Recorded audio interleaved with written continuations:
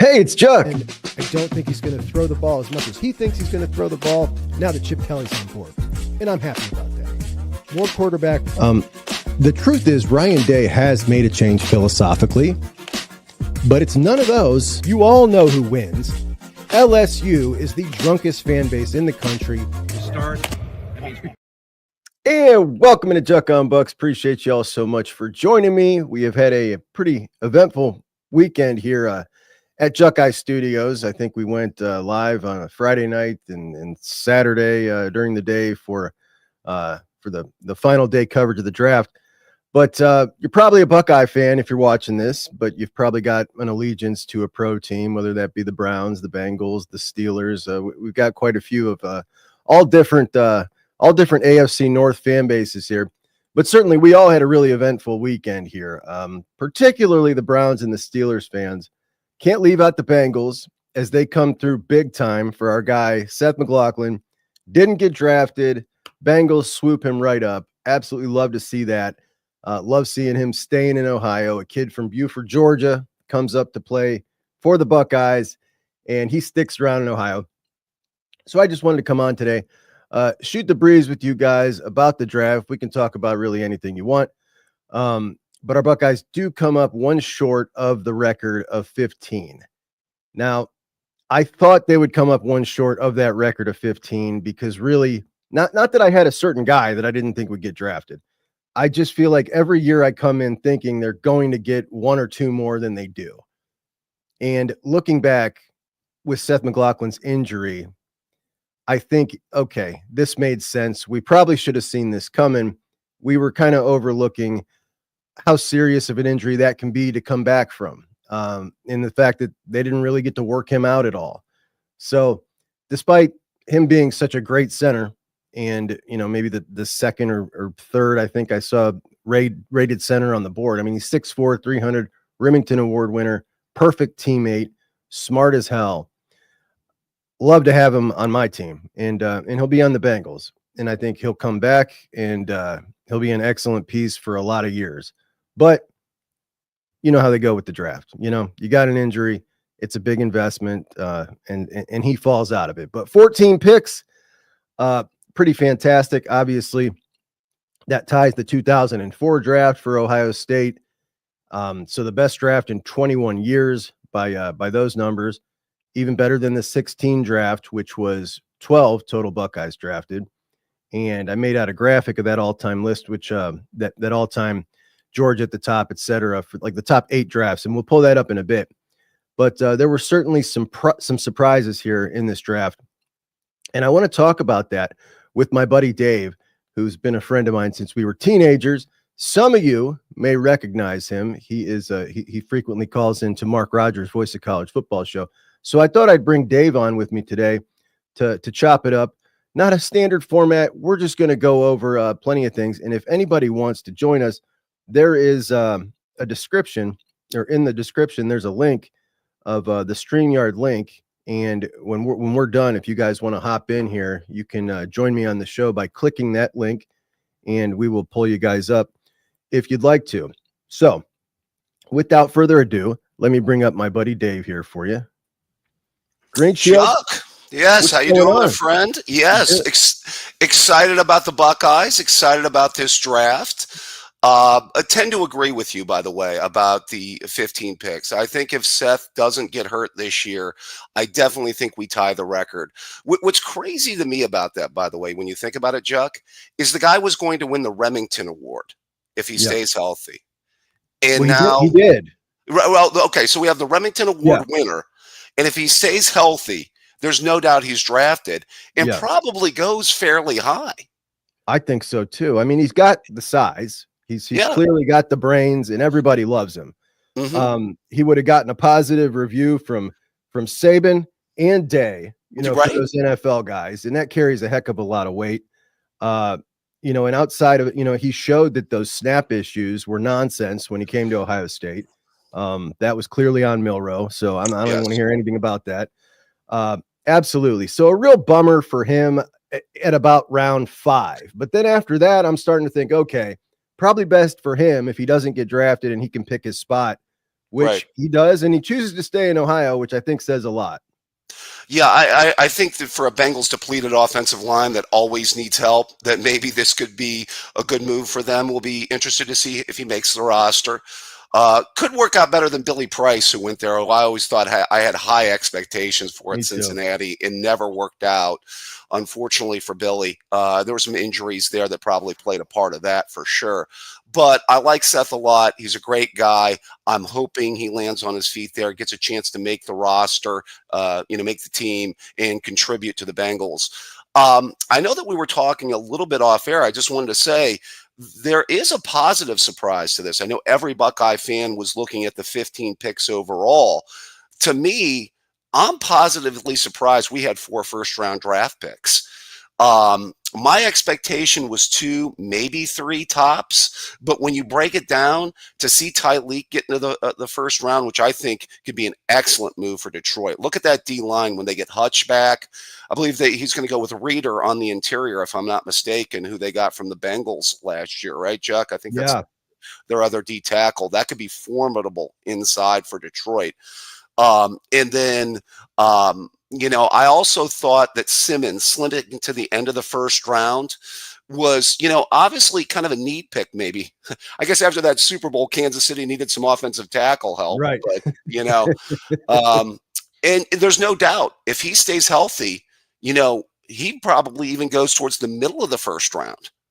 If he's able to finish the season. So another Buckeye whose draft stock was affected by injury, but still positive that he was able to get into the end of the first round. And Donovan Jackson, I'm one of those Buckeyes fans that feels that he really saved our season last year. He was the single most, outside of the quarterback, to me, that national championship doesn't happen without Donovan Jackson. That's my thought on it. 100%. I mean, I think we had talked after the Zen Mahalski disaster, my friend, after the Nebraska game, and we were just wondering what was going to happen at offensive tackle after that disaster. Aside from wanting Justin Fry's head after that game, I think that we were just wondering what the tackle position is going to look like because, hey, we've got to go to State College and face Abdul Carter next week. Yeah. And you're right. He saved the season, showed some versatility. Yeah, he sure did. And, heading into that Nebraska game, I always thought the best move was you got to take a flyer on sticking him out there. Like you just got to. It's clearly your best option here. Hey, they did it next week. He did pretty doggone good against Abdul Carter, giving up just a couple of, what was it, 2 sacks maybe he had, or 1 sack and 1 really broke up a play, whatever. But he did damn good. And then he just progressively got better, got long arms. Like he really looked like a natural tackle after a little while there, which was pretty amazing because it is so different. I don't think a lot of people realize quite how different it is from playing guard. It's a totally different game. Yeah. I think his future is guard in the NFL for sure, though. I do. Yeah, he's a mauler. Yeah. Inside. I love, by the way, I know we talked about it a little bit off air as well, Emeka to Tampa.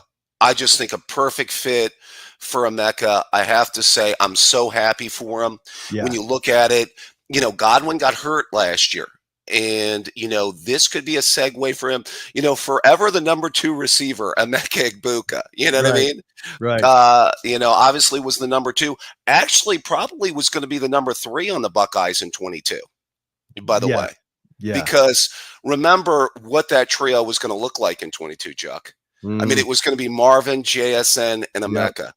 I still feel to this day, what would that offensive look like with JSN, Marv, and Emeka as our 3 receivers with Stroud throwing a rock in 22? Would have been pretty special, man. Would have been pretty special. What else I liked about the Buccaneers draft is they go in the 7th round, or it might have been the 6th, and get Tez Johnson to pair with Emeka. And I know Tez Johnson took a huge hit with the combine, running a really poor 40 and weighing in, I think, at like 154 pounds. Yeah. And people wrote him off, but I think that guy's just electric. I love what he's got upstairs.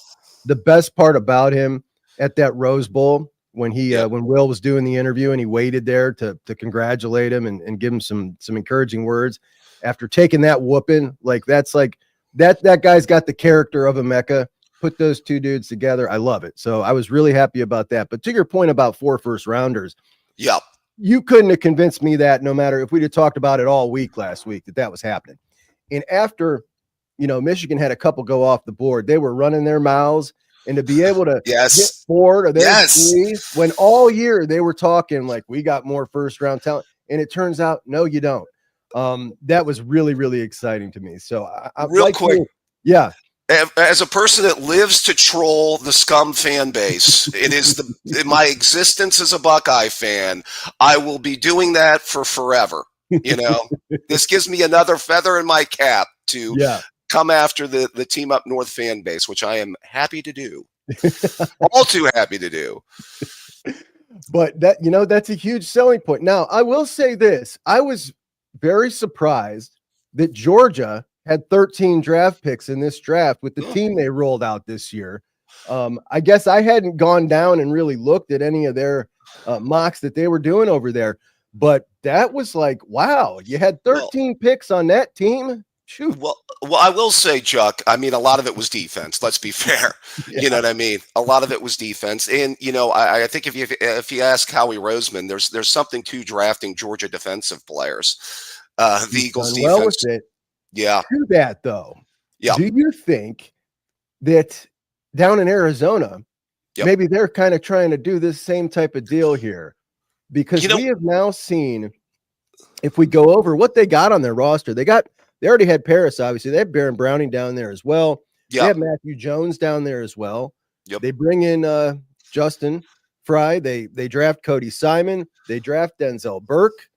And then they sign Josh Fryer as a free agent immediately after the draft ends. That's a whole lot of Buckeyes, man. I want to say this. I'm a lifelong Browns fan, unfortunately. I think we both are, as we say. We're going to talk about them a little bit later, I know. But I have to say, I've always been partial to teams with a lot of Buckeyes. Oh, yeah. I always have been. That's who I'm for.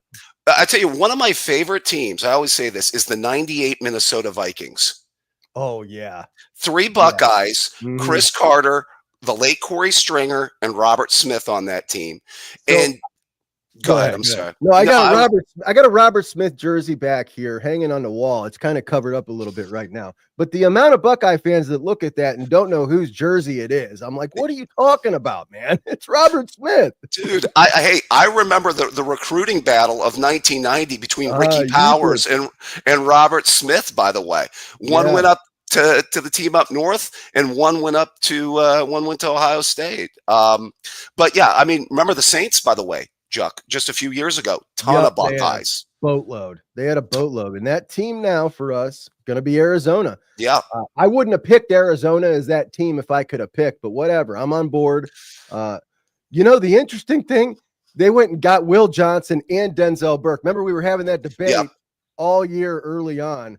Obviously, Denzel drops like a rock, Dave. I think the Oregon game did play a part of it. The one thing I was thinking, though, is, Ohio State, I'm trying to think of the big-time passing offenses we played the last couple years where, Denzel got a chance to really match up against a top-notch receiver.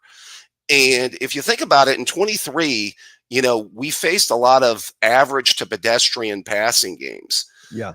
Even Team Up North's passing game was kind of a controlled passing game to Roman Wilson and to Loveland. They didn't have any big threats on the outside. And then this year, the only team that was like that was Oregon. Now, I think we obviously more than made up for it with that defensive performance, which I will always say about that Rose Bowl, Chuck. As much as I was impressed with our offensive performance, the defensive performance in that Rose Bowl against Oregon was the thing that really blew me away. Because I thought going into that game, I'm with confidence, but I thought we'd have to maybe win that game in a shootout. Yeah. So because that offensive performance had so many big plays, I think it does. When you look back, it doesn't pop out just how great the defense was to have those guys shut out. When you had 36 points on the board, that offense they had out there was, cooked us the first time. They were just bing, bing, bing. We were keeping up. But to do that, to switch it around like that, and they were just they were all over Gabriel from the beginning. They couldn't run the ball. I mean, it was something to see. I went out there, by the way, the only time I've ever been to the Rose Bowl, Dave. I was so happy. It was so expensive, and I was like, man, if we come out here and lose again, I'm going to be crushed, like double crushed. But no, man, great trip. That was awesome. Yeah, a friend of mine actually went to the game with his brother lived out there, and they loved it. It was great. I want to go to Pasadena. I would love to go to Pasadena at least once. Yeah, I had to do it. I figured this is the year. If I'm going to ever do it, this is the year I got to do it. So, Yep. But I want to talk about, Dave, your biggest surprises of the draft as far as the Buckeyes go. Mine, Sure. without a doubt, Jack Sawyer, man. And I understand when these guys are drafting guys, they're looking for traits. They want to see arm length. They want to see speed. They want to see bend. They want to see all that stuff. But after the run that Jack just put on in the playoffs against top tier competition, NFL guys that are getting drafted, I was so bummed out for him because when I saw Cody and Lathan get drafted before him, I was just like, Jack Sawyer is about to be the 10th player drafted off this team. Are you kidding me? But he lands in what I think is a great spot for him. Yeah, I thought the playoff performances. What's interesting, Chuck? I thought he closed last season, the 2023 season, really strong.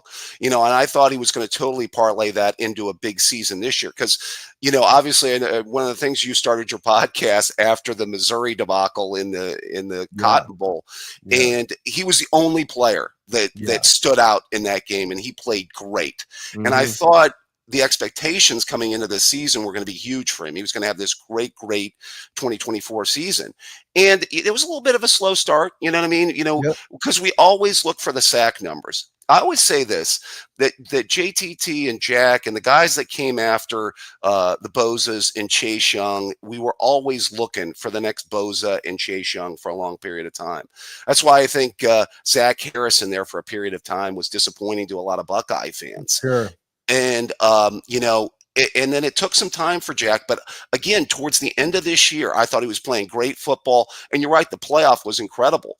Correct me if I'm wrong. In the Texas game, I think he was going against NFL tackles right there. Oh, yeah. If I'm not mistaken. Exactly. He embarrassed him. Yeah. Yeah, exactly. So, I was thinking second, third at the latest. I was with you. Matter of fact, I had even talked to Chris last week, and I said, Chris, I saw that. You keep up on this draft more than I do. I'm seeing Dane Bugler talk about Jack Sawyer in the third round. He was like, that's way too late.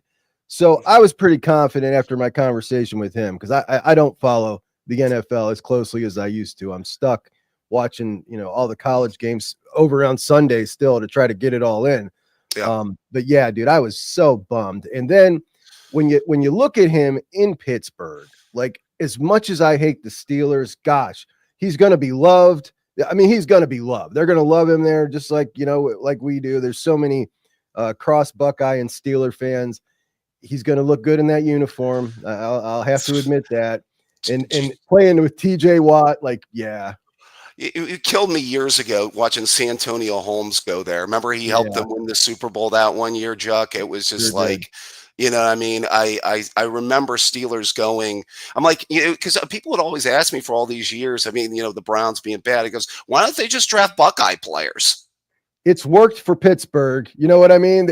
They always seem to have so many more to me. And you look even like guys like Duran Grant that don't work out. Like they always draft Buckeyes. Obviously Cam Hayward been there forever. He is so impressive, Dave. Hall of Fame? I think so. I think he's put together a Hall of Fame career, by the way. Years, I think so. I mean, the hammerhead, baby. I just love that guy. He's been so great to watch all these years. Yep. And we got clearly here, Corey says Buckeyes, the Steelers, always a good thing. A lot of cross Buckeye Steeler fans. And Will Howard, another one that surprised me. Obviously, he falls to the 6th. I think that what he put together towards down the stretch was really impressive.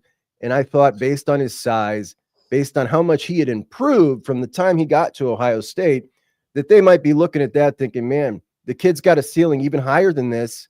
And with that size and with, obviously his mental makeup is off the charts. I'm sure they loved it. I'm sure he interviewed great. There's no doubt about that. That we didn't see him till the 6th round.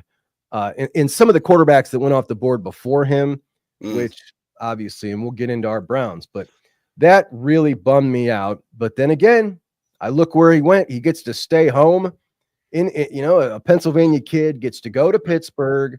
I'm not so sure what their plans are at quarterback, but it feels like a good fit. Well, you know what? Here's the thing. I was somewhat critical of Will during the regular season. Obviously, after the last game of the year, you couldn't help but be critical, of course. Although I still believe that at this day, it's the worst offensive game plan I've ever seen in my life. No, 100%. I will be scarred with that for the rest of my life, and I don't. I want to bury that somewhere. That I can't do it, Chuck. Already did it on Mark Rodgers the day after. But his playoff run, I think, should be remembered all time amongst Buckeye fans as one of the great, I think of like great Buckeye, performances in big games, Chuck. Troy Smith in 06 always comes to mind in the 1-2 game, which I think was the gold standard for the long time. Right.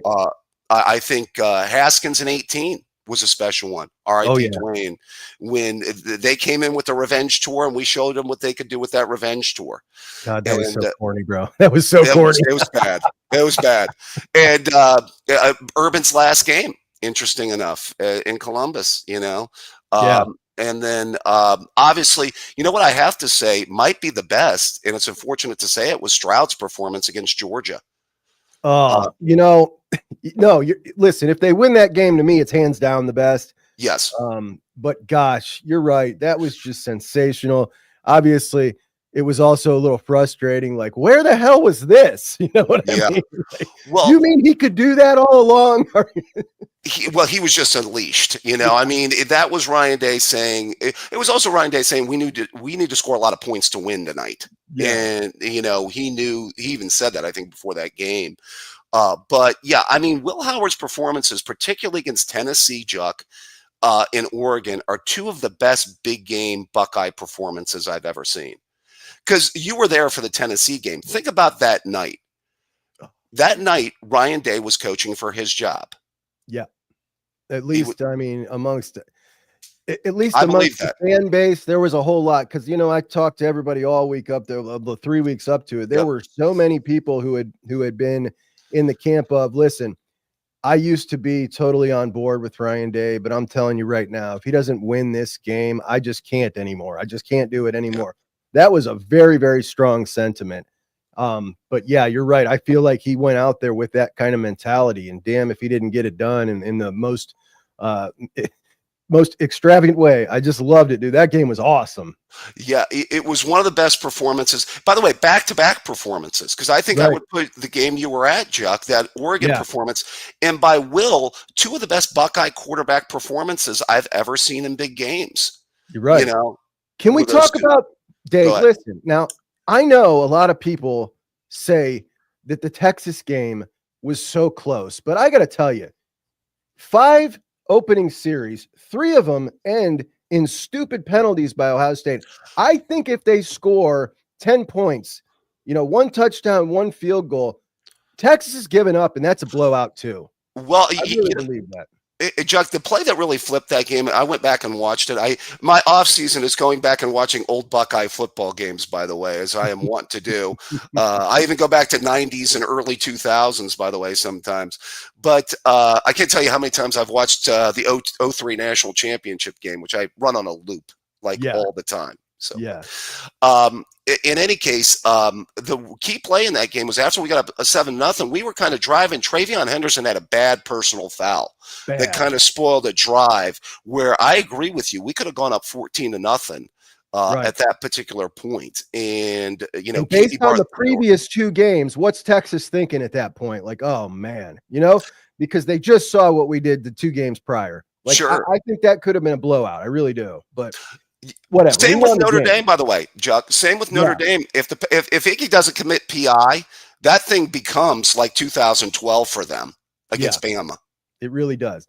They Dave, not to get off topic here, but they kind of faded a little bit down the stretch. They had the number 1 class in 25 for a little while, ended up finishing 12. I'm watching, I follow recruiting heavily. The momentum they've got right now. it's different. And I'm telling you, I think they are here to stay with Freeman. I do. I think that he's obviously a clear upgrade over Brian Kelly. Yeah. And I think that this is where Notre Dame fans have to be laughing their ass off. Oh, yeah, it's great. You know what I mean? Yeah. I have to say that. I've been saying that for a while. That, well, first of all, only Brian Kelly can go 9-3 with a team with Jaden Daniels, Brian Thomas, and Malik Neighbors. If he just builds a halfway decent defense in 23, that team could have won the national championship that year, that LSU team. You know, I just dislike Kelly so much that I find it just so great the way he left them. Remember the clip, the footage that somebody recorded of him saying goodbye, which was like, I don't know, 30 seconds long or something. He's just such a jerk. Easy on the fake ass Southern accent, Brian. You're an Irish Catholic. Give it up, dude. Come on. Seriously? I mean, what are you doing here? You're going down the South and you're like, talk about cringe trying to fit in. I mean, that was nasty. But yeah, I like where Marcus has got him positioned. You know, I think he's going to be able to build staff. The one thing that I always wonder, though, about programs outside of us in the Midwest, and I always wonder this about Penn State, and I always wondered this to a certain extent about Team Up North. And although they were able to break through, to be fair, I think they cheated. I think they did what they did to build up success. But they were able to build enough of a passing game. See, my thing is I don't think that any programs other than us in the Midwest can build up a big time enough passing game to where they can win playoff games. Like once they run into that offense where they got to score north of 30 points and win a shootout game, like I could never picture any of those programs doing what we did to Georgia in 22. Exactly. No, I see what you're saying. No, you're right. You know what I mean? And like producing a high level passing game. And you know what program we're going to see if they can do that this year is Penn State. Penn State. Yeah. They're going to give it a shot. I thought that early in the season last year, Aller was showing us, okay, he's taking this next step. It didn't last, but I'm still a believer. And I don't know if that comes from, you know, I kind of root for the kid because he's, you know, from around us here. And I just, you know, watching him in high school, like I've always kind of rooted for him. I think he's a really good kid, good family. He's a Browns fan like us. Right. But, you know, I'm kind of hoping they'll be able to pull through. Hey, Mike Vrabel, somebody asked me the other day, we were live. Mike, who's your favorite player of all time, favorite Buckeye? Yeah. For me, it's Vrabes because I was a ball boy on those Walsh teams when he was there and just absolutely loved him when I was younger. And when you're younger, guys hit harder, you know, like they're like superheroes. But he goes and picks Trey, and then he signs G at the end, coming through, giving G Scott a home. I hope he catches on, but really props to Vrabel for doing that. I love him. I like Trey. I was one of those that was also leaning Trey to the Browns over Junkins. You know, did you have, like, if you were doing a top 5 rankings, did you have Trey above Junkins in your? I think Trey order? Is a more rare player in the NFL than Judkins. So for me, I would have picked Trey, but I wasn't disappointed in the pick with the Browns. Obviously, you know, they needed one. Didn't like that they drafted Sampson too. I mean, like I thought it was good value to get Sampson. Yeah, but you came away with 2 quarterbacks and 2 running backs in a draft, man. What are we doing here? I'll get to the Browns in a second. I just want to say I think Trey could have a future in New England. Ramondre Stevenson, I think, is the other running back there. I do think Trey needs to be in a situation where, like last year, he has another running back to help the workload with. You know what I mean? I don't see Trey as quite like the bell cow, like obviously of Buckeyes past. Like you go all the way back to Eddie, of course, to Zeke, to even JK. You know what I mean? Where I know that's a running back that can handle 20 plus carries. You know, do you think we're going to see that anymore moving forward? I really don't. Well, I don't know if we're going to ever see that again, unless you have a real, unless you really misplan and you don't have 2, because you just seem like you got to have 2 guys that are going to be splitting the load anymore moving forward in college ball. That's the way it feels like. It's been trending for a while. Yeah. And even listening to guys break down Ohio State coming into this year, talking about now, you know, this is going to be another 1-2 like we saw last year. And I'm just kind of thinking, yeah, dude, that's what college football is now. It's rare when you see a guy that's carrying the load, like just the one dude. To me, I just don't see it much. And I think that we'll continue to see that more and more in college football. I tend to agree with you. Although, this year in the NFL, I mean, Derrick Henry and Saquon Barkley broke the mold. I mean, just were, workhorse running backs that had incredible years, the two best running backs in the NFL. Uh, I think, by the way, I like Trey there. You're right. He improved as a blocker. And, I think he's a really good pass receiver, and he offers the home run. So I think that could be a good fit. New England, by the way, is a team that's building. I like Drake May there.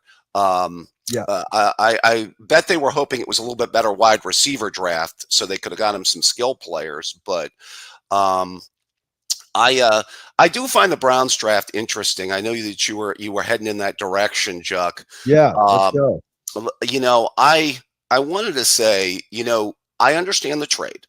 Okay, I understand the trade, and I get it. This is a team that has a lot of holes to fill. They have a lot of areas that they need to cover. This roster has really declined over the last 4 to 5 years. It's crazy because in 20, I thought it was actually almost like a peak roster. They had one of the best offensive lines in the NFL in that COVID year, and it's really kind of declined since then. Jedrick Wills has been, turned out to be a bust. Gosh, I wish they can get DeJuan Jones on a meal plan, Juck, because I still think he can be a good offensive lineman. I agree with you. He can be so good. Yeah, so good. Or Ohio State guy. I think that they just had a lot of needs, so I understand the trade. And I'm not going to say because Mason Graham's from that team up north, but I will say this: I do think he's could be a good to very good player and worthy of a first round draft pick. But the top 5 pick in the NFL draft, Chuck. I mean, I know there were some mocks out there, but I don't know. Is he like if I'm taking a guy in the top 5 of the draft, and they listed like defensive tackles that went that high, and some of the names they ripped off, I can't see Mason Graham being a Sue or being a McCoy from Tampa all those years, or even Quentin Williams or some of these high end defensive tackles. I think him and Mike Hall can be a solid combo inside, but I don't know. Do you think 5 is a little high? I mean, I have a hard time with Mason Graham, and I'll tell you though. But here's the thing: I don't know if I'm just being, not just because he's from there, right? But because his traits have never jumped out at me to think like this guy's special. But he plays kind of special, and I just am like, is that just a college kind of special? I don't know, man. He's been a beast. I got high hopes, but I do feel your point. There is part of me that agrees, and there is some unknown there, and I feel like I don't want to have any unknown with the top 5 pick. But the trade itself, yeah, I was happy with the trade. I wasn't super excited about having Travis Hunter. Yeah, I think you're too far away to be adding a Travis Hunter. That's a luxury piece to me, and to be able to grab. They fleeced Jacksonville, man. And Jacksonville needed him, that they felt, for that energy that's going to come with him. I didn't need any of that. They can go ahead and have him, give us that pick. So I like the trade. Ultimately, the pick I felt pretty good about. But again, I have an issue with players from up there, like honestly evaluating them in my heart. I have a hard time doing it. So I just stay away. Right. Well, I mean, and like I said good to very good player and worthy of the first round. I feel that way. Yeah. But if you're top 5, I think there are levels to this, as people always say. Yeah. And once you get to that level, I expect a really okay, you played 10 years, you made 6 or 7 Pro Bowls. Right. I don't know if Mason Graham is that level of player. Yeah. I see what you're saying. That's my bottom line. That's the best way I can put it. So I do like the trade, getting more picks. The UCLA linebacker, by the way, confounds me. Okay, I don't know. So I'm with you here on this. Yes. I mean, does anybody get that? I mean, I'm sorry. I went into this draft, and from a Browns fan perspective, and I knew that the quarterback, I was not crazy about any of these quarterbacks. To be fair, I talked about this with Mark Rogers. I was not necessarily even crazy about Cam Ward. I think Cam Ward, in many ways, kind of feasted on some bad ACC defenses. Yeah, to be real with you, Chuck. Just like our old buddy Honda McCord did. I he think did. he Yeah. benefited from going to the ACC. We'll see what Carson Beck and his girlfriend do this year. You know, uh, if he's going to be throwing up some big numbers there in the ACC. But I thought Cam Ward benefited from that, and so I was not crazy about this quarterback draft overall. But my feeling was, if there's not a quarterback in this draft, as I said, with the roster being in decline, build up the talent in other areas. Build, Absolutely. get O line, get wide receiver, get running back. Because as I said, there's two ways to do roster construction. You hope you can get Haley's Comet and get Joe Burrow or Jaden Daniels or somebody like that, or you build up your roster in other areas until you get the quarterback. Yeah. So we were live here when the Browns drafted Schlesinger, which I also thought was a big reach there for him. They come back and get Quinshawn, which changed the whole mood of the thing. Yes. And I think changed the draft for a lot of people. When you bring in Quinshawn, who I think everybody believes is going to be that's going to be a really solid back at the floor, right? Could be something really special. So that was really exciting. Harold Fannin, curious to know your thoughts on him, Dave, because watching Harold Fannin, I was really excited for him from the Penn State game on last year early, and watched him just put up great numbers. They're moving him all around. There are some concerns with athleticism from the combine. He had a really rough 40 time. He's undersized. He's G. Scott size. And I don't know if that, obviously the way I go about things, like this is a McKinley dude, right? This is one of our guys, you know? So I'm always going to feel good about that. But just from the player perspective, some people saying that's a bit of a reach there for him. What do you think about that? Well, first of all, I agree with you. I think that the draft started to turn for the Browns at the Junkins pick. I thought that's where this draft turned positive and turned what looked like going to be a loser draft maybe for the Browns into a draft that I think could be at least a B to maybe B plus kind of draft, possibly.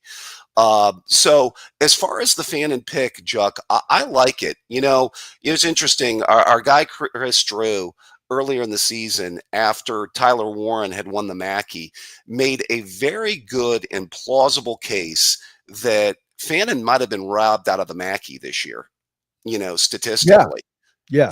If you look at it, because if you take a look at it, Chuck, against big time competition, he was great against, you take a look at Penn State. He had better stats than Warren did in that game. And then he was also really good against Texas A&M. So to be fair, when he stepped up to the Power 5 high-level competition, he played really, really well. And I think he could be a steal there.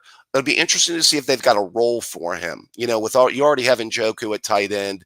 Is there a role in a 2 tight end type situation for him in the Browns offense? Yeah, two very different guys, athletically, physically. That could be pretty cool. Yeah. So then we get the big shock, right? Obviously, they go and they draft Dillon Gabriel, and I don't know what your eval is on him. Curious to hear, but mine is this is a guy who is a undrafted free agent. We'll take a flyer and invite him to camp.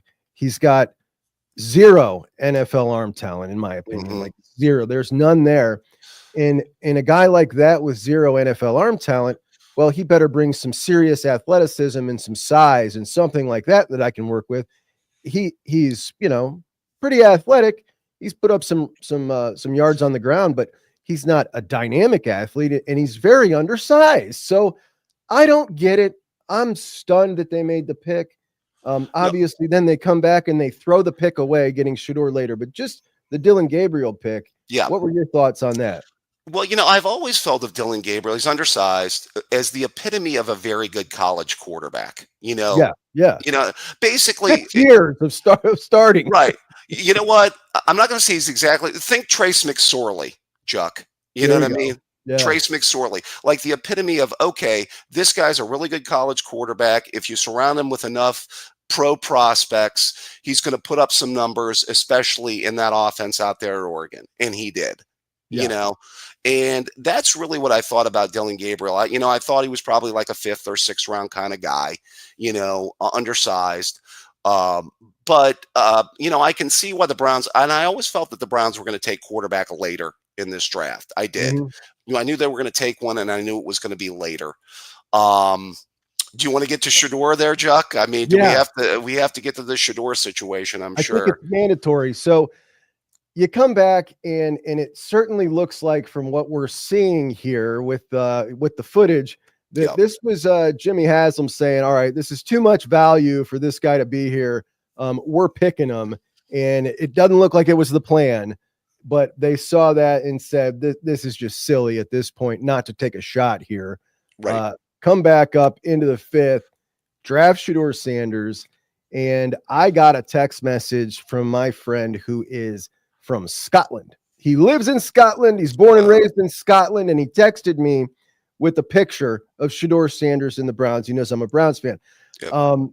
This is like worldwide news, man. Wow. And it is the circus coming to town, bro. Here they come. Get ready. But what I think you do with that Sanders pick is you totally throw away what you did in the 3rd round. Like, Sanders is definitely, for whatever anybody may think of him, he is a better prospect than Dylan Gabriel. And now there's this awkward conundrum here where you've got these 2 rookies. You drafted one in the 3rd, one in the 5th. The one in the 5th, the superior talent. It's just all so weird, man. It's all so weird. Well, I just have to say this. First of all, I'm just happy that the reach of Juck on Bucks extends to Scotland. I think that shows the growth of Juck on Bucks, and a shout out to Juck on Bucks and just the growth of this program. You should be very proud, Juck. But I do have to say with Shedeur, and I actually, me and Mark talked about this a little bit too. I would say that, in watching the tape, I watched about 5, maybe 6 Colorado games this year. You probably saw a fair amount. Yeah, I'm about with you there. Okay. So just kind of in that sample size, the one thing that I noticed, a couple things, just kind of from a skill set standpoint a little bit, and then we can get into fit with the Browns. I just think that I watched the early game against Nebraska, and I know a lot of people belabored the offensive line issues. I did think that a few of those sacks in that game were on him. I still think he has that tendency to hold the ball a little bit too long. I've always felt that, everybody looks at sacks given up and always just wants to traditionally go, well, our offensive line sucked and that's why we're giving up sacks. You go back and watch a game sometime, folks. There's a reason Dan Marino was the least sacked quarterback in the history of the NFL. He didn't always have the best offense. Couldn't move. That ball was coming out, though. That thing was coming out. Quickest release ever. But that's the thing is, I think some of those sacks were on him, maybe holding the ball a little bit too long. A lot. Now, there was Dave, there was so many that it almost looked like, and there was rumor going around that it's pretty clear that he just doesn't want to throw in completions and he'd rather take the sack and blame it on the offensive line. Like, that's how bad it looked to people that was spreading around. But I'm with you. Way too many sacks, holds onto the ball way too long. If we're talking about arm talent, not some supreme gun, very good at layering the ball here and there. He's a pretty accurate quarterback. Yeah, that's what I like, Chuck. Accuracy is pretty solid. Yeah, I think so too. And because of that, I think he's got a shot to be a decent quarterback in the NFL. And I thought certainly more than a 5th round. Now we're hearing all these people come out, collusion. The NFL wanted to teach him a lesson. You can't take him till after the 4th. That's orders from headquarters. All this racism, all this. Look, you can poke. This is pretty simple, man. This guy brings the message I got from Scotland. That guy brings that to your organization. What if things are going bad? Yeah. It's all on you, because what if Dion starts talking crap? Well, this is what's really going on. And then you got that whole mob and all the media, like people are looking at that like, yeah, I'm not so sure the talent is worth all that. And that's why he fell. That's my opinion on it. Well, I think a lot of people were worried about a media circus wherever he went, and would Prime be meddling was also a thought. I had heard, and maybe you had heard this too. I thought that I had heard that he didn't necessarily have a problem. Remember when he was projected to be like top 5, top 10? Yeah. earlier in the draft process. I had heard Prime saying that he didn't necessarily have a problem with him going to the Browns. He did say that. He did. So Yeah, originally, when they were real cocky about it, when they thought he'd be like the number one pick, yeah, Prime was saying, I've only got 5 spots I'm going to let him go to. When yeah, things started changing a little bit and they started thinking he might drop, now all of a sudden they loved everybody. One of the ones they loved was the Browns, and they wanted the Browns to pick him. But for me, it was never about meddling that I thought might happen, but you could see him maybe sitting in a press conference taking a few shots from afar. And that is maybe what I thought, you know, and you also bring into the stuff that happened over the year. You had the thing with Nicolosi Fowler, you had the Texas Tech ball boy, you had the walking off the field at Nebraska, you yeah. had the press conference, and in the press conference at the combine made you think, okay, maybe he didn't interview so well if this Right. is how he's feeling about himself this week. And you had all that, and then you add in the circus on top of it. And to me, it just felt like, yeah, I don't want to deal with this if I'm a GM and I'm looking at this particular quarterback or that particular quarterback and balancing them out.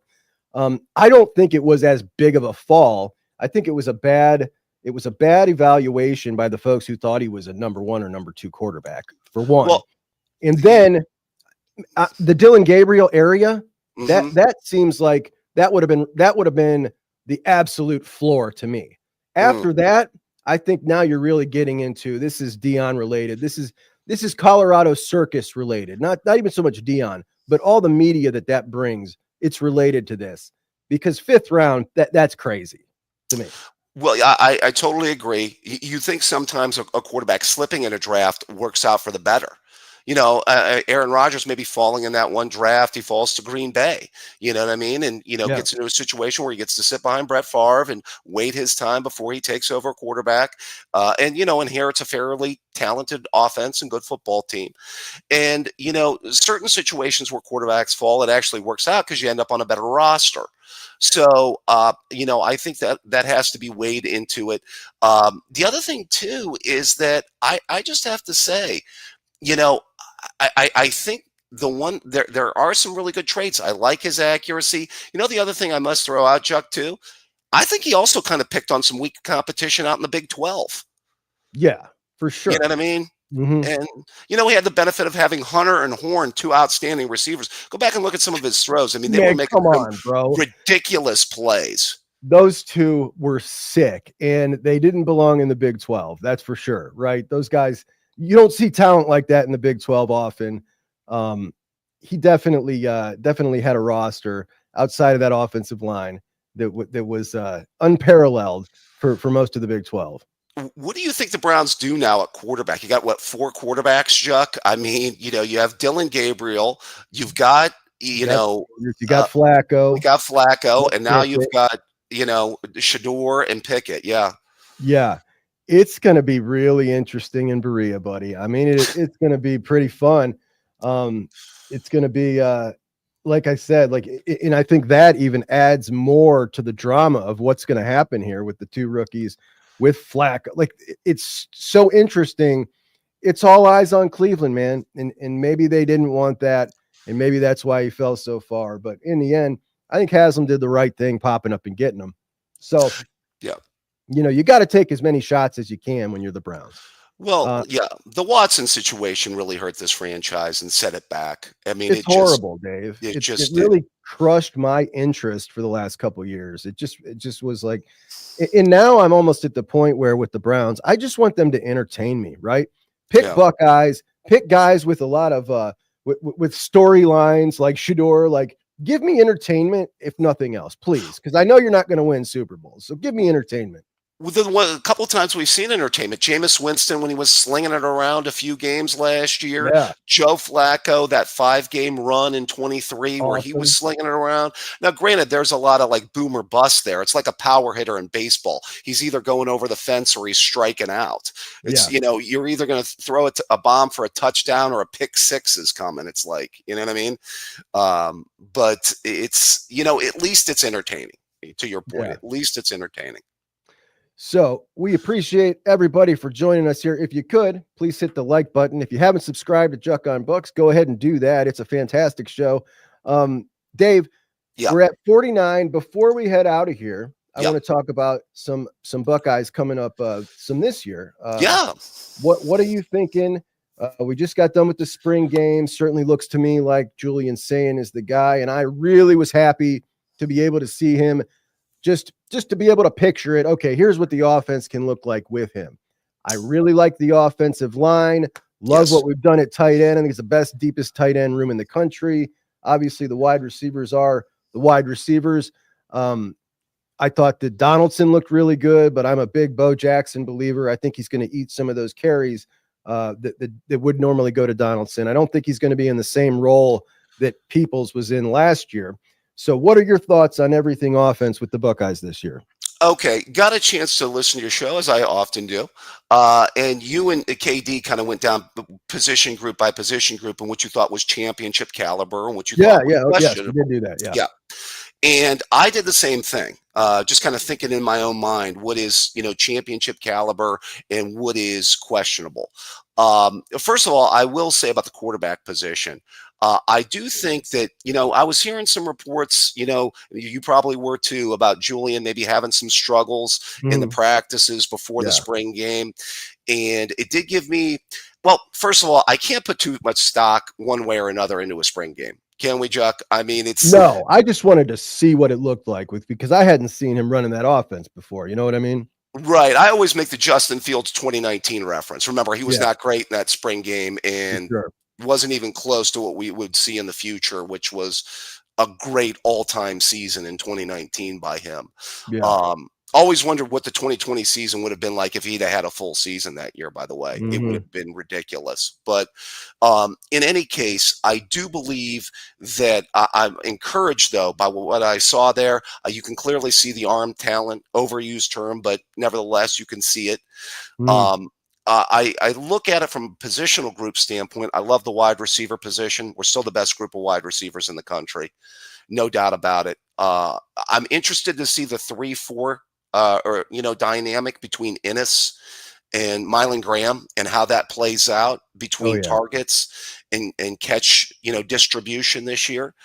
I will say about the tight end position, Chuck, for years, I've always heard it's going to be the year of the tight end at Ohio State, and I think I've seen a few really good seasons of tight end at Ohio State. We all remember 95, Ricky Dudley, which still might be, maybe not all of us, but we do, Chuck, because of our age. But maybe one of the best tight end seasons I've ever seen to this day was Dudley's 95, which I played him into a first-round draft pick. Still with one of the best offenses I've ever seen at Ohio State, the 95 offense. Love that team. Without a doubt. Great team. Yeah. But the Cade Stover there for a period of time, I thought was great for a few years. I think a little bit of that in 23 was Emeka being hurt and he kind of stepping into being the number 2 receiver. Yeah. But I remember we had high hopes for Luke Farrell and Jeremy Rucker a few years ago. So, I mean, I've seen Max Clare's tape. I'm excited. I want to see Jelani reach his full potential. I'm with you. I'm a little bit dubious on that. I mean, it's now or never for sure. Yeah. But with our receivers, I just wonder how that target distribution is going to work. It's going to be really interesting. I'll tell you. And like you said, can't take much from a spring game, but boy, they sure incorporated them a lot in the passing game in the spring game. I was like, what is going on here? We're throwing the ball 3 times to Max flipping LeBlanc. I love it. By the way, I am totally encouraged with the offensive line. I'm with you. The only question is what does Sierraveld look like at tackle? I guess would be the one question. But with all the options, the fact that they're putting him out there, it gives me confidence they're seeing a lot that they like, Well, I will say Ryan Montgomery inside is the guy I'm watching because I think I love what I saw at the end of last year. When I saw I'm confusing him with his brother who's a quarterback. Luke Montgomery inside at guard, I'm encouraged with what I saw. He was great. When he got a chance to play, which gave me still some Justin Fry questions, but I'm not going to go there. I was like, why isn't this guy playing earlier in the season, or was he just not ready? The same thing about Hinzman when his first game back was Penn State, and he looked like an All-American, and he'd been sitting all year. Right. And I mean, I think Tegra can have a solid. I think the interior of this line is going to be really, really strong. Love You it. know, I love you it. know, Yeah. and remember the 2019 team was so strong because it had that great interior with Oh, yeah. Davis, Myers, and Yep. Jonah Jackson inside. That was the strength of that O line, and it was a big reason J.K. went for over 2,000 yards that year. So I'm really encouraged by that.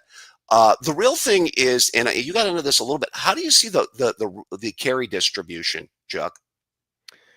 I feel like we're entering the season with, we're doing a 50-50 deal with Donaldson and Peoples.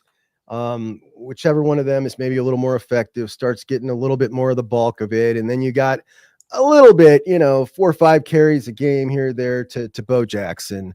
Maybe a little bit more because you're beating up on teams a little more in the opening stretch there outside of the Texas game.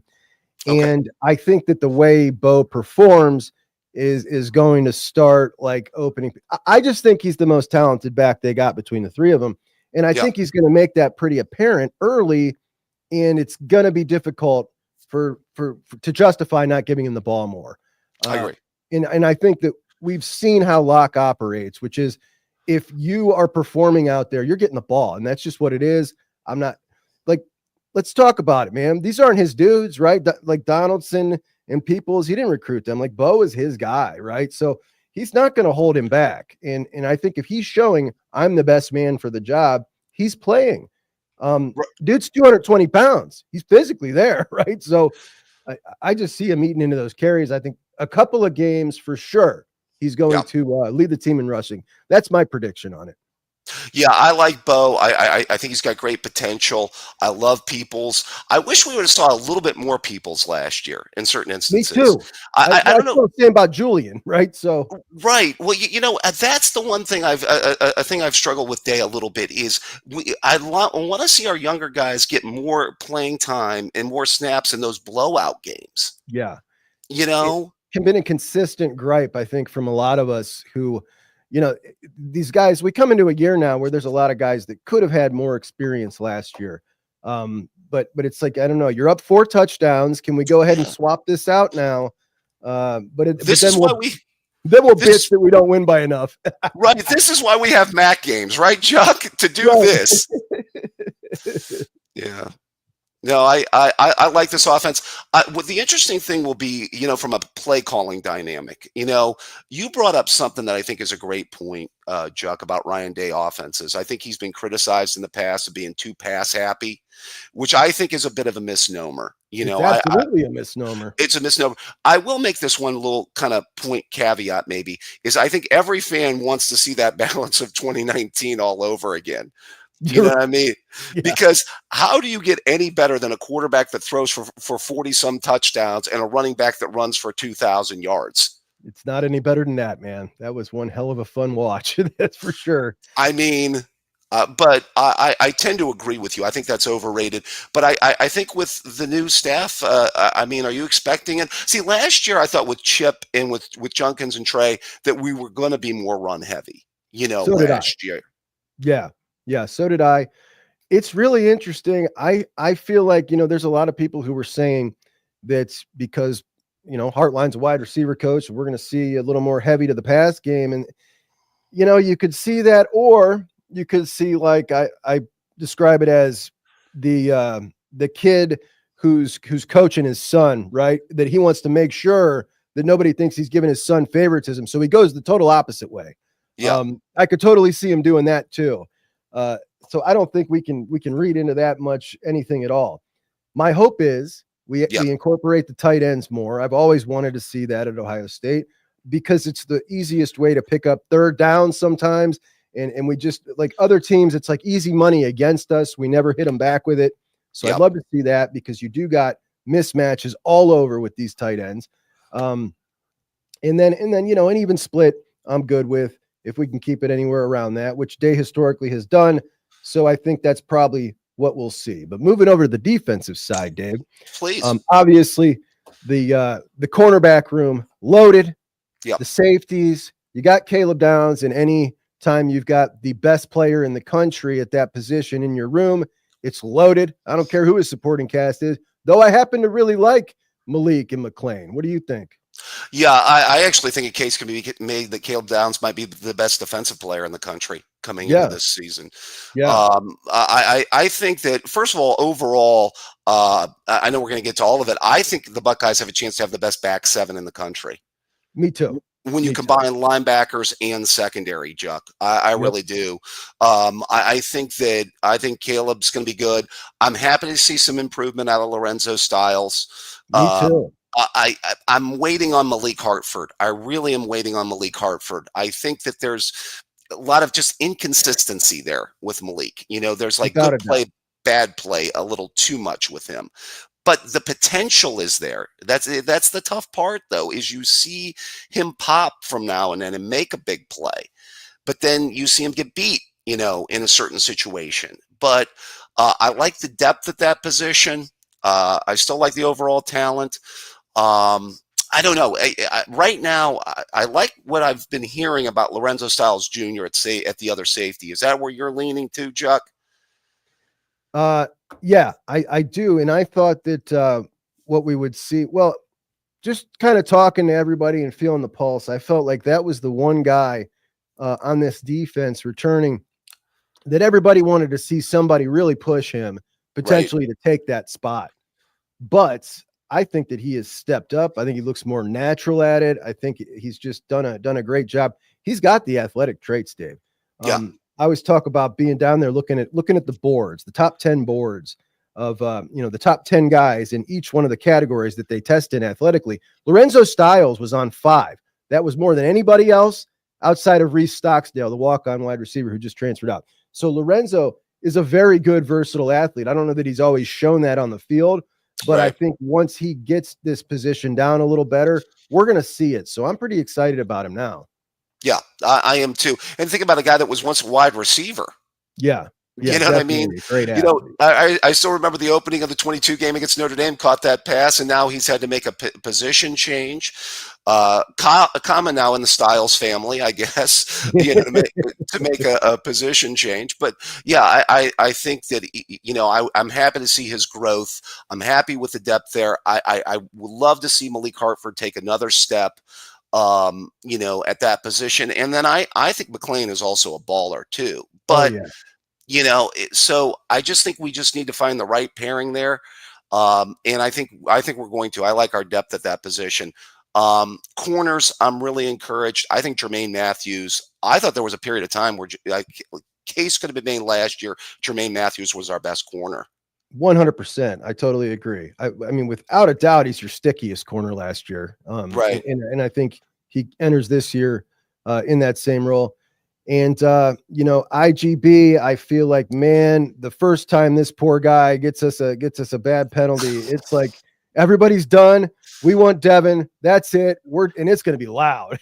Hey, Chuck, I know we talk about college prop bets, or, you can't do it in the state of Ohio. Right. I always think, can we set a prop bet for IGB at 2 or more, penalties per game or something like that? It's almost it's unfortunate. You can set your watch to it that there's going to be a holding, or maybe there's going to be a pass interference. As I say, the national title game probably ends up being a bigger blowout than it is if that PI doesn't happen. Without a doubt. He makes some frustrating ones. But all in all, the guy gets a little unfairly trashed. I mean, he's a pretty damn good ball player. Yeah. Though I don't know how, people talk about, well, he's going to be a second round pick. Like, I don't want to hear that crap anymore. I just saw Denzel Burke drop to the end of the day, the end of the draft, day 3. So, but yeah, I feel confident about those corners, confident about the safeties. We're talking about a couple of the best units in the country, top 3 for sure, championship level units. Moving into the linebackers. Yeah. I felt this way early last year, and I was very, very loud about it and very irritated about it, that Arvell Reese should have been getting as much run as Sonny, because he was already ahead of him then. Right. Now I'm looking at Sonny. I'm way more he got better as the season. We knew he would get better. My contention was, I think Arvell will also just keep getting better, and whatever. You're here now. I think Arvell's the better linebacker. I think he is going to compete for the Buckeyes Award, and I think Sonny is awesome. He's off the charts. He looks so much more natural. Just even moving out there, he looks more like a linebacker to me. And this unit, the two of those guys, Peyton Pierce stepping up, who James Laurinaitis has made it clear to us is like, no, this is not a guy who's just in the way of Riley Pettijohn. This is a dude now. Yeah. And I think we saw some of that in the spring game. Not everything was perfect. We saw a couple misfits, but all in all, really excited for these linebackers, and I think it's the best in the country. I tend to agree. I was with you and a lot of Buckeye fans. Arvell Reese was, for a period of time, the best linebacker on the team, I thought, early in the season last year. Now, Cody started to play, and I know you love Cody, incredible football as the season moved along. Yeah. I think Buckeyes fans, and we're an impatient bunch, Chuck. You know that better than anybody. And I think we were a little impatient with Sonny. I think that I can admit that. Yeah. Yeah. It's a position change. Let's just be fair to the guy. I mean, he's moving from safety to linebacker. I mean, it's going to take some time. Let's just be real about it. And you know what? The timing was perfect. The season progressed. He was hitting his stride, playing his best football towards the end of the season and then into the playoff, and I think that was awesome. Yeah, for sure. I thought the Iowa game was maybe where it started to turn a little bit for him. Great game for him. Yeah. Yeah. I thought the Iowa game was really where it started to turn and it flipped. And to be fair, that only took a few games in. So I know we were complaining about some of those MAC games early in the year, but it flipped at that point on. Yeah, I think Michigan State is the time. Michigan State, I was so pissed. I was like, okay, get Arvell in there. I've seen enough. That's it. Throw in a towel. It's all over. But so we're all in agreement on that. Now let's move to the defensive line, which to me, when we talk about the starters, which is now, I think, changed when you bring in Bo Atkinson. I think your 1 and your 2 are now Kenyatta and Bo. Like that's what I think is going to end up happening here. Well, yeah. By the way, do you have an expectation of Kenyatta possibly being a 10-sack guy this year? Is there a thought that he leads the teams in sacks and is the best pass rusher on the team? I mean, I wouldn't say that's my expectation. It wouldn't surprise me at all. He's certainly got, like we talk about with Jack in the draft and the traits. Traits out the wazoo for Kenyatta. He's got everything they're looking for. But thus far, I think we saw him get a lot better towards the end of last year, and that gives me promise heading into his senior that we keep seeing him get better. And then listening to him, how serious he seems to be about it this year. You can feel that, he knows he's the dude now, which listening to him last year at this time was just a totally different guy. Yeah. It sounded like, low on confidence, not particularly happy with his role, but sticking it out. It sounds totally different now. So I'm really excited about him. I don't know if I would say that's my expectation, but I sure am hoping so. That maybe it was a little high, but I mean, I've seen that pass rushing potential out of him in games. Yeah. I've seen him pop. So I think he's the one guy in that front four that's going to be able to consistently generate a pass rush, would be my expectations. I love Caden McDonald inside, by the way. I think Caden McDonald is if you want a future first-round draft pick, I think it could be Caden McDonald at defensive tackle. I think the future is really bright. Did you see the end of that Penn State game, the goal line stand there? He dominated the offensive line. He dominated them. It was all him. He was the star of that stand. Yeah. It was pretty crazy. Edric Houston, coming into that role now, brand new, and he looked really good towards the end of the year. And now I think, like, with the two of them, we're talking high draft talent. These are high talent NFL dudes right now. So I'm feeling really good about those two. Kenyatta, feel good about him too. Feel good about Bo. Yeah, I like Bo. I'd like to watch a little bit more of his tape. The only question for me about this D-line, Chuck, is it depth? I think it's the depth question that it's really the big thing as Ohio State fans with the D-line.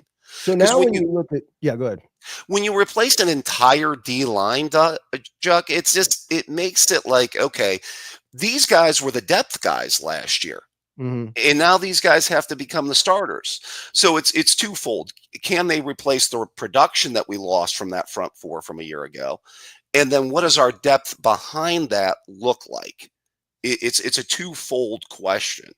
And I like us getting a depth piece specifically on the interior. I think we need to find that number 2 edge. I think Kenyatta can be a solid number 1 edge. I like Stewart a lot. Um, I just there's guys there with potential. I'm just a little bit concerned about the depth as the season moves along, especially being in a 12-team playoff era. No, I mean, I'm totally with you. Looking at the interior, Yeah. I think it looks like Troy Pikes had a really good visit, and he's got one more visit to South Carolina. But this is a guy that wasn't. He's a guy that I think comes in and he's, maybe a little bit below right now Jason Moore and Taiwan Malone. I kind of wanted somebody above those two who could really push K-Mac and Edric for some of those snaps. I don't think that's where he's coming in to fit in. I think he's just another dude to add because they're light on bodies too on top of it. But I always had expectations for Taiwan Malone, by the way. I did too. Dylan and I talked about it extensively after the Marshall game. I think it was last year. Like this guy, because he had brought him up in spring, and then in the Marshall game, he really popped a couple of plays there, and you saw it. I haven't seen it since then, though. That's the thing. That was almost a year ago. So now we're talking about Jason Moore, right? Jason Moore, he was a top 50 overall recruit. This is year 3. We heard last year in the spring he was about to pop. It was all Jason Moore all the time. He does nothing. Coming to this year, it doesn't look like he's been acclimated still in year 2 to the inside. So I don't have high hopes for them, to be honest. I just don't anymore. I was hoping to get a transfer guy. That's not going to happen. A guy that can push them, unless Troy Pikes really is that guy. And I don't want to say for sure he's not, because I can't find any film on him. That's how hard. I can't find anything. But he's young. He doesn't have like the pedigree you'd be looking for. Not particularly big. I mean, with 6'2", 290. So Will Smith Jr. doesn't do much for me yet. I mean, we'll see. He just got his body to 280 pounds. And he's playing the one tech. Like that's an issue. So I don't feel great about the inside depth. Do feel great about those starters, though. That's my take on it. I agree with you. I thought they needed at least 2 guys on the inside in the portal. There was talk that they maybe needed 3 guys at defensive tackle, which I thought was a bit much. But I thought at least 2. I'd like to see one more solid starter. I want to watch a little bit more Atkinson tape just to get a better sense of him as a player and how much of a contributor he can be this year. But I think one more solid defensive tackle along that, of that ilk, I think would fill out the rest of this roster and give me a little bit more confidence about the overall depth. Is that where you're at? Yeah, unfortunately, where we're at now in the transfer portal is I don't think that's even possible at this point. You lost the kid that the most recent one from USF that was maybe a kid who could have fit that mold, and he's since I forget who he's off the board. I forget who it was too, but I just don't see that guy out there anymore. And this is who we're rolling with, in my opinion. So you might get Troy Pikes but still he doesn't do what I think you wanted him to. I don't think he fits that role. I could be wrong, but that's my best educated guess based off his recruiting pedigree and what he did last year 1 at Georgia Southern. Can't find any film, so I can't say for sure. But it's just a matter of you got from now to the season to get some guys who got some pedigree, right? We're talking about Jason Moore, Ty Malone. These dudes can get better. Can we see them get better? And they'll get better throughout the season. They will get better. So this is who it is. Time to nurture them and love them, and that's where we're at. I'm really interested to see what a Matt Patricia defense looks like, Chuck. It's going to be exciting, man. I think it's going to be real exciting. Yeah, I mean, my only thing is just his transition from coaching in the NFL to coaching college athletes. I don't think there's going to be any change really with the scheme. We're still going to run a 4-3. It will be interesting. I haven't taken a look at any metrics numbers on, what his, tendency is to blitz and maybe blitz a lot versus, try and let the front 4 eat and get pressure. That's going to be interesting for me. I mean, for me, this defense was all about replacing the front 4. I always said that coming into the season, and just what we were talking about, the depth. Are we as good or just close to as good up front as we were a year ago? And do we have the necessary depth as the season moves along? Especially, like we said, we're living in a 12-team playoff era right now. For sure. For And sure. with that many games. So overall, your Yep. feel on this much younger Buckeye team, when looking at the competition, I'm still like, yeah, this team's absolutely right in the national championship hunt entering the season. I tend to agree. I still think we're a top 2 or 3 team in the country if I was doing, let's say, preseason rankings. I don't understand how we start. The first game of the season is Texas. Remember when we used to play Texas, we would get the warm-up game or two? You know, you get the MAC game or something like that before we played Texas. Yeah. Although somebody did indicate, I guess we opened the season with Notre Dame to start the 22 season. But usually we have that warm-up game or two before we play Texas. It does feel wonky to schedule that game one. It really does. But at the same time, I've loved the fire that it's lit under Ryan Day throughout the spring, and how like this is the mantra. They're counting down the days till Texas, which I think kind of ramps things up in a way that they might not have been. And I think it helped them all spring. I think it's going to help them all throughout the summer. So kind of excited about it from that end. Like they don't want Texas coming in here beating them. By the way, we could beat them again back to back. That'd be really good. The Arch Julian angle is going to be awesome. Like it's going to be so much fun. I can't wait. But Dave, thank you so much for joining me, buddy. Been a long time coming. Hey, I'm very happy to have you on. So we'll do it again for sure soon. Would love to do it, Chuck. I enjoy your show, listen to you every day, and love to get back together and talk Buckeye football sometime soon. Thanks so much, brother. We'll talk to you soon. Take care.